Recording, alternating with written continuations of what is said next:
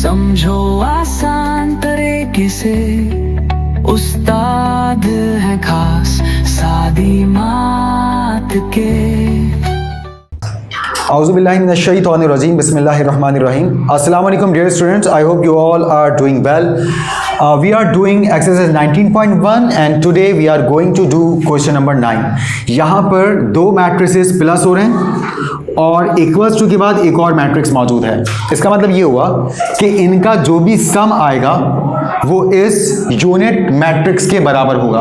आप जानते हैं कि ऐसा मैट्रिक्स जिसके डायगोनल में 1 और बाकी सब जगह 0, ऐसे स्क्वायर मैट्रिक्स को आप यूनिट मैट्रिक्स या फिर आइडेंटिटी मैट्रिक्स कहते हैं। बट पहले हमें इसको प्लस करना होगा और प्लस करके फिर हम इस इक्वेशन का फायदा उठाएंगे, क्योंकि जब दो मैट्रिसेस बराबर होते हैं इसका मतलब उनके कॉरस्पॉन्डिंग एलिमेंट्स बराबर होते हैं। पहला पहले के, दूसरा दूसरे के, तीसरा तीसरे एलिमेंट के और चौथा एलिमेंट चौथे एलिमेंट के बराबर होगा। तो यहाँ पर सबसे पहले हम प्लस करना शुरू करते हैं। तो बताइए a के साथ क्या आएगा 3, b के साथ क्या आएगा -1, क्योंकि प्लस माइनस माइनस ही होता है, प्लस में तो बस एज इट इज आप वैल्यूज को जोड़ते चले जाते हैं। c के साथ +1 और d के साथ +0 और equals to 1 0 0 1। And here on the left hand side we have nothing to do for more simplification. ना a3 में प्लस हो सकता है, ना b में से 1 माइनस हो सकता है, ना c में 1 प्लस हो सकता है और d + 0 जस्ट d होता है। इट मीन्स कि अब ये वक्त आ गया कि हम इस इक्वेशन का फायदा उठाएं, क्योंकि इक्वेशन का मतलब है कि पहला एलिमेंट पहले एलिमेंट के इक्वल है, सेकंड एलिमेंट सेकंड एलिमेंट के इक्वल है, थर्ड एलिमेंट थर्ड एलिमेंट के इक्वल है और फोर्थ एलिमेंट फोर्थ एलिमेंट के इक्वल है। तो इक्वेशन से फायदा उठाते हुए अब हम मैट्रिक्स सिस्टम से बाहर आ रहे हैं और हम चारों एलिमेंट्स के लिए 4 इक्वेशंस बना रहे हैं। So what will be our first equation? a + 3 = 1। यानी कि हम इसी मैट्रिक्स सिस्टम की इक्वेशन को ऐसे लिखने जा रहे हैं कि हर एक एलिमेंट के लिए अलग इक्वेशन बन रही है। b - 1 किसके इक्वल होगा? 0 के। और c + 1 किसके इक्वल होगा? बिल्कुल c + 1 थर्ड एलिमेंट है, यहाँ पर भी थर्ड एलिमेंट 0 है। और d + 0 मतलब सिर्फ d किसके इक्वल होगा? 1 के। तो d की वैल्यू तो हमारे पास अभी से आ गई है। हम जान गए कि d कौन है? d 1 है। a की वैल्यू लाने के लिए हमें क्या करना पड़ेगा? 3 को वहां लेके जाना पड़ेगा। 3 वहां जाके 1 में से क्या हो जाएगा? माइनस, और 1 - 3 क्या बनेगा? -2। तो यूं ये a की वैल्यू आ गई है। वैसे ही b की वैल्यू लाने के लिए 1 को वहां शिफ्ट करना पड़ेगा। 1 यहाँ प्लस में है, वहां पे जाके किस में हो जाएगा? सॉरी 1 यहाँ माइनस में है, वहां पे जाके किस में हो जाएगा? प्लस में। तो b की वैल्यू 1 आ गई है और c की वैल्यू लाने के लिए 1 को वहां लेके जाना पड़ेगा। c = -1। ये c की वैल्यू आ गई है। तो यूं the values of a, b, c and d are -2, 1, -1 and 1 respectively. तो हमने इस सवाल को सॉल्व कर लिया। बिल्कुल ऐसी नेक्स्ट क्वेश्चन है, क्वेश्चन नंबर 10, वो भी करता है। Okay dear students, let's do question number 1।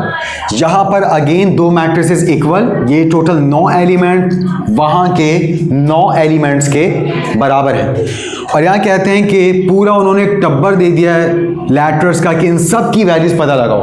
a किसके इक्वल है, b किसके इक्वल है, c की वैल्यू क्या है, d क्या है, x, y, z इनकी वैल्यूज क्या हैं। तो हम सिंपल यहाँ पर अब इक्वेशंस बनाना शुरू करते हैं। सबसे पहले x की वैल्यू तो देखते ही पता चल गई। x की वैल्यू क्या है? x की वैल्यू 3 है। x = 3। ये तो अभी से एक जवाब आ गया। x हमने अभी से जान लिया। उसके बाद y भी पता चल गया, क्योंकि y किसके इक्वल है? ये रहा y किसके इक्वल है? x के, क्योंकि रॉ का थर्ड एलिमेंट है। तो रॉ का जो थर्ड एलिमेंट है ये रॉ के थर्ड एलिमेंट के इक्वल होगा। तो y इक्वल है x के, मगर x हम जान चुके कि x किसके इक्वल है, तो y भी किसके इक्वल हो गया? क्योंकि x और y इक्वल हैं, इसलिए जो x की वैल्यू वही y की वैल्यू है। Got it? इसी तरह से यहाँ ये 2 है और 2 की जगह पे वहाँ कौन है? b है। इसका मतलब b की वैल्यू भी हम जान गए हैं। b की वैल्यू क्या है? b की वैल्यू 2 है। b 2 के बराबर है, क्योंकि दो मैट्रिसेस बराबर हो ही नहीं सकते जब तक कि उनके कॉरस्पॉन्डिंग एलिमेंट्स आपस में बराबर ना हो। जीरो की जगह देख लें, जीरो ही लिखा हुआ है, मतलब ये तो ओके, नो प्रॉब्लम। यहाँ 3 है, वहाँ कौन है? यूँ हम C की वैल्यू भी जान गए हैं। C की वैल्यू क्या है? C की वैल्यू 3 है। उसके बाद यहाँ Z है और वहाँ कौन है? 2 है। तो Z की वैल्यू क्या आ गई? Z 2 के इक्वल हो गया। So it is just like अ बच्चों वाला गेम।